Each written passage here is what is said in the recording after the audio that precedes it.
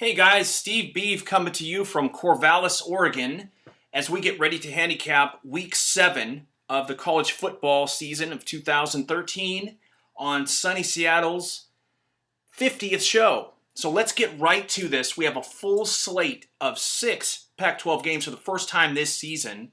The analyst part of me doesn't necessarily like this set of matchups, but handicapper always would. Of course, the more games to cap, the more opportunities that there are there.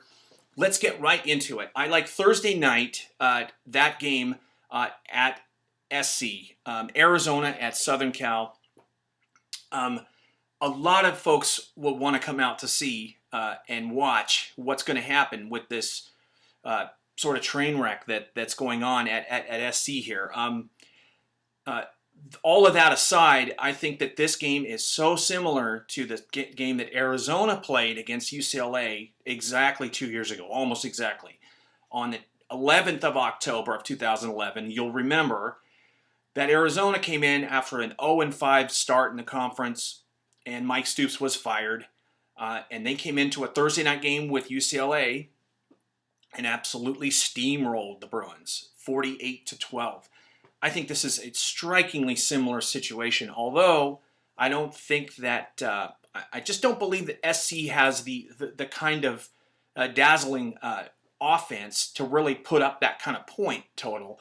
I think that where SC hangs their hat is obviously defense, as their first in total defense, first in rush defense in this conference, and I think that SC it's really could impose their will. That front seven of Southern Cal is incredibly powerful and has really been pretty awesome so far this year in spots. Even with all of that deplorable second half that they had in Tempe prior to Kiffin's firing, the night before Kiffin's firing. They're still number one in the conference in total defense. They're right around 300 yards. They give up 100 yards rushing a game. They're very, very strong and sturdy up front. Arizona's going to have struggles against that. They don't pass the ball well this year. Arizona has dropped off precipitously to 10th in the conference in total offense after being number 2 last year with Scott at quarterback. With Banker, they're just not the same football team right now. They rely exclusively on their running back Carey, Kadeem Carey. So, and SC, if nothing else, is a rock solid front seven defensive rushing football team on defense. So I really like the under there. Arizona's defense has gotten much better. They really stifled, even though they lost and did not cover in Seattle, a game we won with the Huskies. They handled Washington fairly well. They forced Keith Price into his lowest offensive output passing-wise of the season, and by far. He had 14 completions for 165 yards.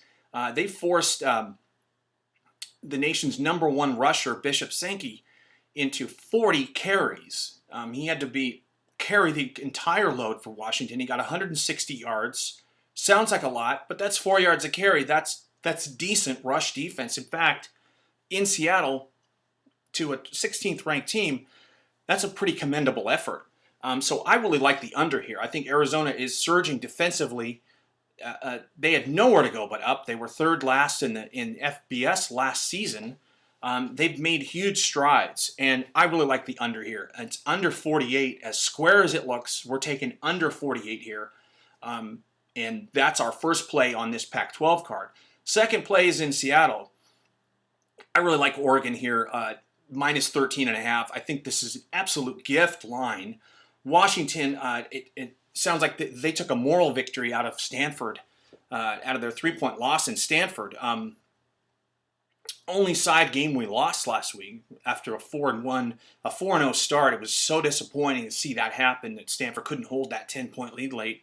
Yet I shouldn't be too disappointed, but it sort of was. But Washington should have a hangover here, and not only that, there's 30,000 people headed up north from Eugene, and Oregon fans headed that way. absolute caravan, they say. They bought up every ticket they could find on StubHub, Razorgator, all that. So they're all headed up there. It's going to be a somewhat neutral feel up there. I really like that. And on top of all that, Washington is much weaker than advertised in their rush defense category. That's not a place you need to be. You want to ever be weak against a dynamic, monumentally experienced, clever offense like Oregon is running. I mean, you just can't be ninth in the conference in rushing defense and expect to really even hang with Oregon. On top of all of that, we've talked about Oregon's defense in the past.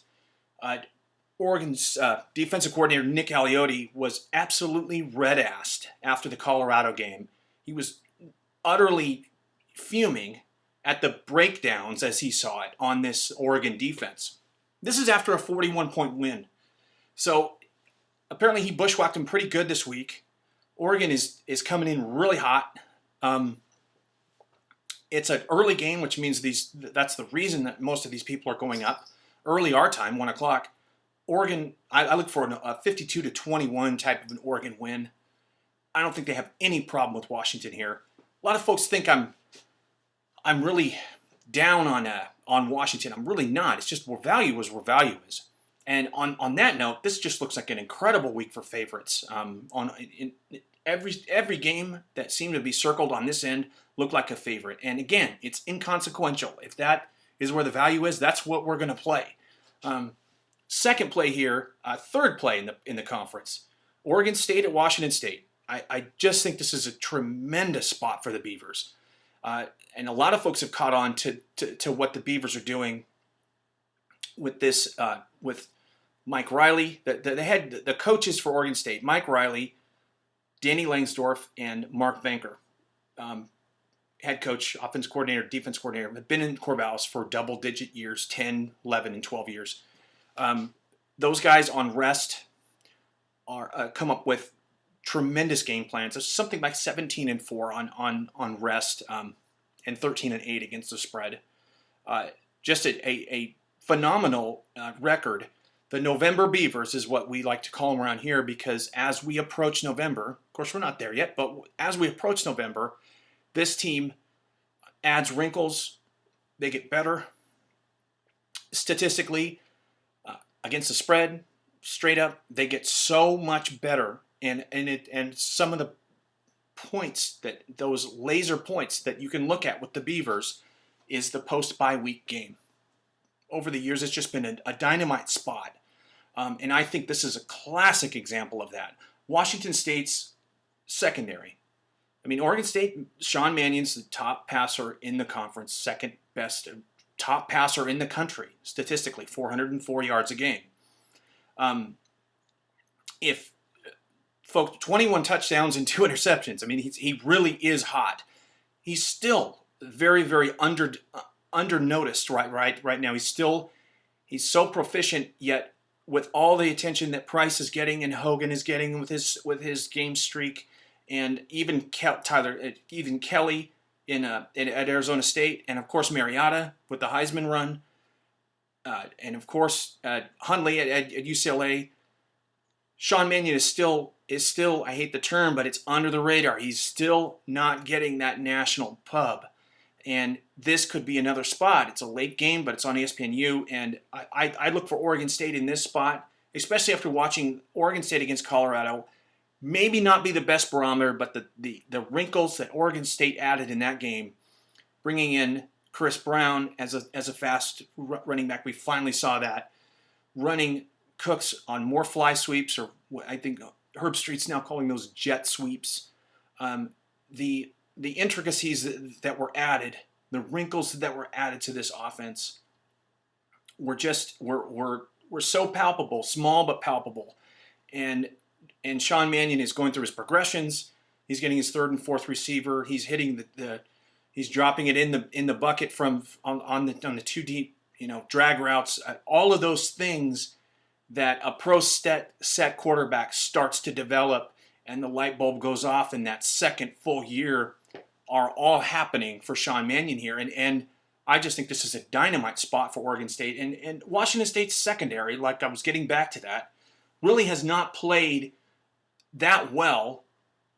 Statistically, when you analyze the teams that they have played, have not been great passing teams, and they've given up, on average, 40 more yards per game to each team they've played above those teams' averages, if that makes sense. So they're allowing more passing yards to the teams that they've played that those teams normally have. It may not make sense, but their secondary pass defense, it just does not rank. It ranks 8th in the conference, but it really has not been very good. Their corners are a little bit slower this year. I've noticed that they got burned on a couple deep ones. I just really like this spot for Oregon State. I think that Washington State is kind of feeling their oats right now, and I just don't know that they're really being respected by Vegas. Oregon State is not being very respected here because essentially on a neutral side, Vegas is saying that Washington State is a better football team. Is Oregon State's only a 2-point better football team than Washington State. I just don't buy that. So I really like Oregon State +1 here. Couple other quick games that we like. Boise State at Utah State. Again, a spot for a favorite. 6.5-point favorites. Tony Jones of the Salt Lake Tribune, who's really close to that Utah State team, wrote a couple articles about the injury to Utah State's Chucky Keeton. It just cannot be understated how important and how just purposeful and that particular player was to that program. Chucky Keeton was the moxie, was the signature bedrock Utah State player. They were irrelevant before he got there. They were 11-2 last year with him. It was name association, and it was an absolutely devastating loss. It looks like he's out for his career's over in at Utah State in Logan. So like they said, that they lost their swagger, their confidence. It was like a balloon was burst, and apparently it's having a major hangover there. Now they're hosting Boise State, and I mean, and I'll say this too about Utah State. They just survived. They're at the tail end of what was, for that type of program, was essentially a death march. I mean, going from the WAC to the Mountain West, and now having to, and they started off with a schedule of at their rival Utah, which they had a really gut-busting 4-point loss where they led late. Then they had to face their first Mountain West opponent in their same altitude of Air Force. Never easy to face the bone. Then they had to go to SC. Then they went to San Jose State. So that's 4 road games right there, and 4 road games to start your FBS schedule, and with a Weber State in there.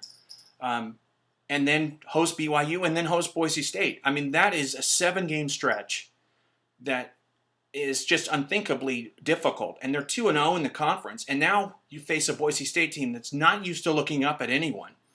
They're looking up at a 2-0 Utah State team, and Boise State's at 1-1 there. Boise State has been a real steamroller since they went up to Seattle and lost. They have flown over 4 straight overs. 2 of those they've flown over all on their own. They averaged 51 points a game since the game in Seattle against UW that they got squashed 38-6. Statistically, they got beaten in every kind of way. And then they had a rough loss in Fresno, but they hung right with Fresno State. And Boise State is a 3-2, is a very dangerous. It's just this is a focal point, quintessential signature game for Boise State to make that statement that they're gonna contend for that Mountain West.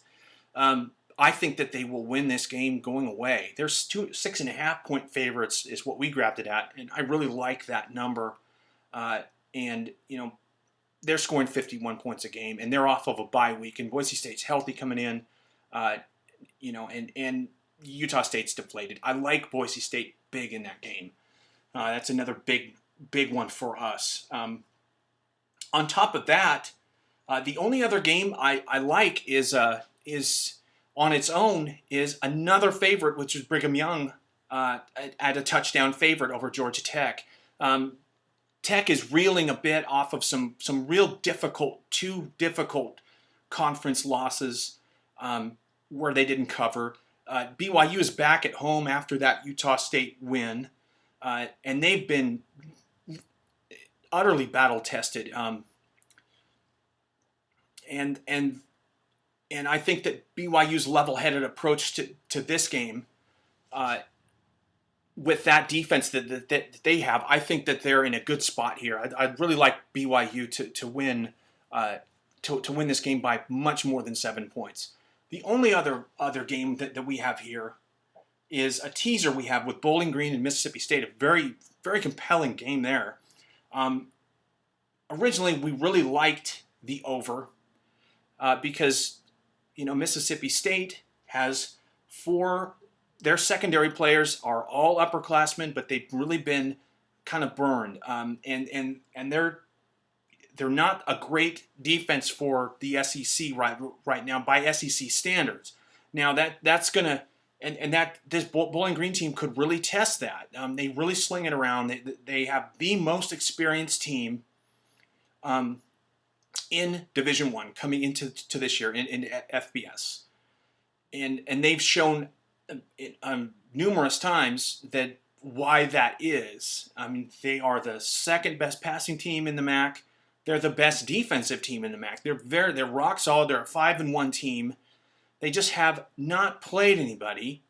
And the one team that they did play that was somewhat that would be that benchmark team was Indiana, and they got blitzed in Bloomington 42-10, gave up 600 yards of offense. It was really discouraging for them to see that. But in any case, they've shown in the past that they went down to Florida and hung right with the Gators. They have been fairly good against the spread, against automatic qualifying teams. I think they're 7-2 against the spread over the last 3 years, something of that nature. I like this veteran team to go down there and hang around with Mississippi State. So I have Bowling Green plus 17 and over 46, and the game to go over 46 as a teaser, as a one-unit teaser. So that's the card. That's going to do it for us here. I want to thank Sonny once again for letting me come in here. I went way over my time here, but hopefully we'll get into some more of this, and we got hoops coming up pretty soon too, which I'm absolutely electrified for. So that's it from here.